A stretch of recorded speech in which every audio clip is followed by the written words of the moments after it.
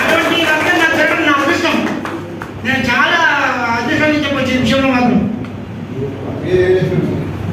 Words స్వామి వారి నోటిలో వినడం వల్ల మన అందరి ఆలోచన కూడా మారాలి. ఒక వర్కర్ గురించి ఇంత ఘనంగా చెప్పుకోగలుగుతున్నా అంటే ఎంత గర్వంగా చెప్పుకుంటున్నాడు.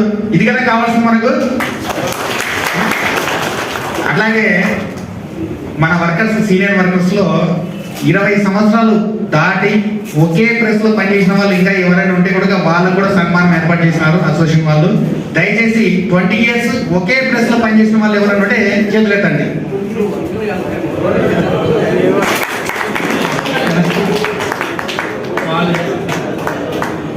35 సంవత్సరాలు ఏకదాటిగా ఈ రంగంలో ఒకే ప్రెస్ నమ్ముకొని జీవిస్తూ నీతి నిజాయితీకి నిబద్ధతగా పనిచేసిన జీవాన్న గారికి సన్మాన కార్యక్రమం చేసుకోవడం ఈ ప్రింటర్స్ అసోసియేషన్ యొక్క అదృష్టంగా భావిస్తూ మరి రాధాప్రభు స్వామి వారికి సన్మానం చేయాల్సిందిగా కోరుతున్నాను.